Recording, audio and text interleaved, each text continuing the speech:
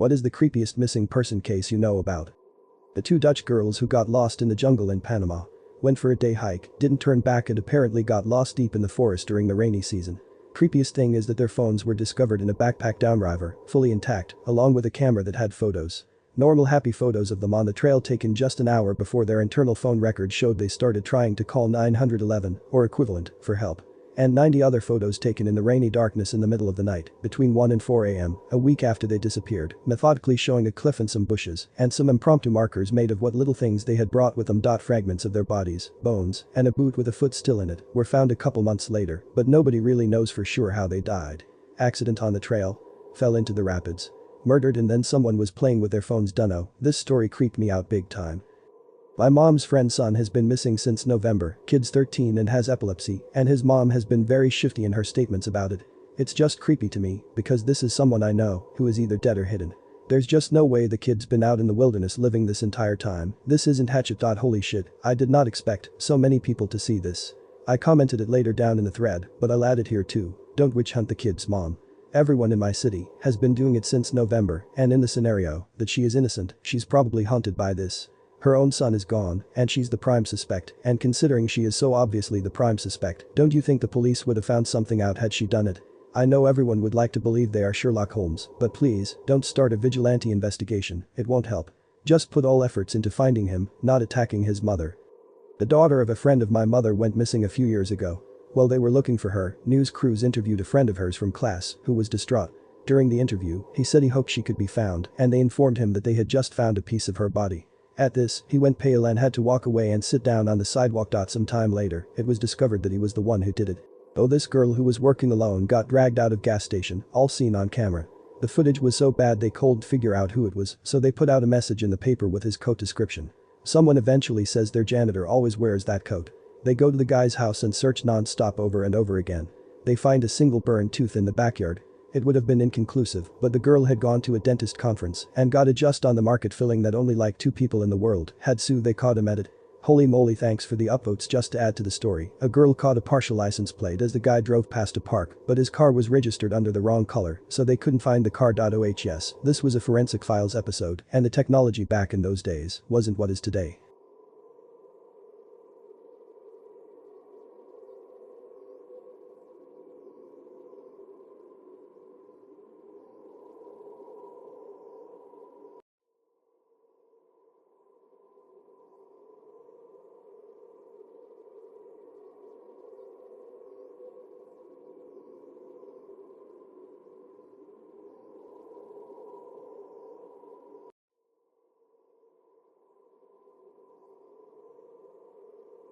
This one is heart-wrenching.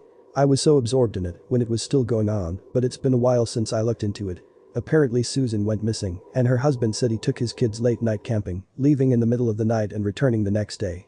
In the middle of winter. And his wife was gone when he returned. So much points to him murdering her. Her phone and belongings were still at home, her family didn't hear from her, she had made it clear that, if something happened to her, her husband was responsible. He had been abusive and possessive. Oh, and a large wet spot on the carpet with a fan blowing on it when police arrived. Oh, and the kids saying they knew they'd never see their mom again, that she wasn't around when they were woken in the middle of the night and put into the front seat of the van to go camping. Very sad ending, where it came out that the husband's father was involved with child pornography and the husband never being charged.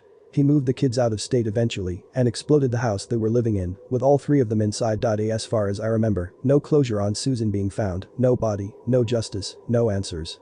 It baffles me. My daughter stopped in the same spot every day while walking home from school. Then my wife or I would pick her up. I argued and eventually convinced them that it was not okay, she needed to either stay at school or walk home. About couple days later a car was stopped across the street, 2 guys, older teenagers, hanging out, doors open listening to music. When my daughter was across the street one of the guys started sprinting towards her. She ran, guy stopped jazzing after about a block. She told me about this and I thought it was nothing, just teenagers screwing with a little kid. Then she told me that, when the one guy started jazzing her the other guy turned the music up loud, blasting it. That made my blood run cold. It was no longer couple guys screwing around, it was someone who noticed her pattern and had a plan. Sorry for the obligatory, this story isn't exactly what was asked for, but it haunts me. Maybe not a missing person case, but one of the most disturbing things I've ever heard. Missing pregnant woman in my town. Can't find her anywhere.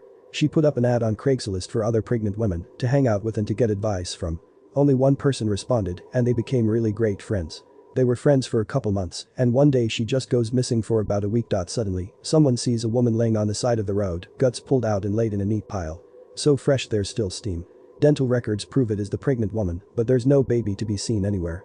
Turns out the friend had cut out her baby and brought it to the hospital claiming to have had the baby in her car. What tipped them off was that instead of a placenta, like the woman thought, the woman had brought pregnant lady's ovaries instead. The Scholl's family from Drage in Lower Saxony.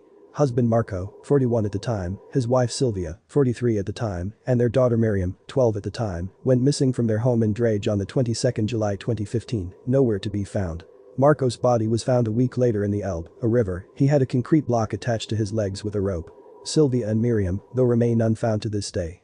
Their house was just emptied of all their personal belongings and everything. It will be sold. The money will be put in a secure bank account until they find out who will inherit it. Sylvia can't be pronounced dead yet, earliest in 8 years from now on, 10 years after her disappearance.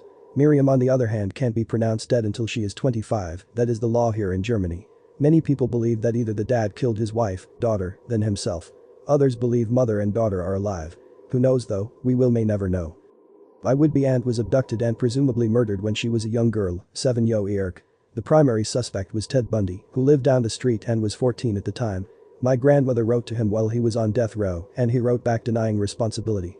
My mom and the deceased shared a bedroom and were very close in age. There's a book about it. Very creepy in general, but especially to me considering it could have easily been my mom, and I never would have existed. The woman in the article below is my deceased grandmother. Here's a couple girls that went missing in a town not too far from where I live. The kids were taking a walk across this railroad bridge. They were taking Snapchat videos as they were walking. As they neared the middle of the bridge they turned and noticed a man following them onto the bridge. They got him on video, you could tell dude had malicious intent. They went missing shortly after they took the video. Sad stuff, they still haven't been found. It's been brought to my attention that their bodies were found shortly after they went missing. Evidently the killer is still on the loose. This was in Delphi, Indiana. The case of J.C. Lee Dugard has always fascinated and mortified me. 11-year-old girl kidnapped on her way to school in 1991. In 2009, she turns up alive. Turns out, married couple kidnapped her and kept her in a series of sheds in their backyard for 18 years as a sex slave. During this time the man impregnated her twice and she had 2 kids, 11 and 15, when the 3 of them were finally rescued. These kids had never seen the outside world and all they knew were what she was able to teach them with her own limited knowledge. Thankfully, she was reunited with her parents and last known to be focusing on raising her kids and generally staying as private as possible with her life. The disappearance of UMass Amherst student Maura Murray. There are so many weird, disturbing details to her disappearance, but none give any true leads to her whereabouts. Perhaps the creepiest element of the case is the suspicious actions of her father. Also, Maura was last seen after getting into a car accident in New Hampshire, but when the last witness came back, after calling for help, she had left the crash scene without any tracks in the snow. British South American Airlines flight CS-59 flying from Buenos Aires, Argentina to Santiago, Chile, went missing in 1947. The last message STNDEC was sent via Morse code. The pilots were experienced World War II bomber pilots, and the passengers was a varying group from around the globe and many walks of life, including business executives, a British diplomatic courier, and various people from around the globe. The extensive aerial and land search of the route showed no signs of wreckage, a crash site, or anything. For decades many lines of theories were floated: Nazis, Argentine espionage, hijacking, and even aliens abduction. Then in 1998, hikers found aircraft wreckage at the base of a glacier on Mount Tupangado. The aircrew navigate using methods to calculate distance traveled by the airspeed and time, which is a crude but accurate method of navigation. To get above weather and the Andes Mountains they climbed to the pressurized aircraft's ceiling. But, in 1947 the existence of the jet streams was barely known and certainly not mapped, and part of the weather reports the pilots would have reviewed prior to takeoff. The plane entered and flew against the jet stream, throwing off navigation with the cloud cover of the time, and caused them to begin their slow descent too soon, and into Mountain Glacier and causing an avalanche too immediately, after hiding the crash site. It took 50 years for the part of the glacier that held the crash site to flow down and begin melt enough to drop the remains of the aircraft, passengers. My town got hit by 2 huge storms early this year. Tornadoes, strong winds.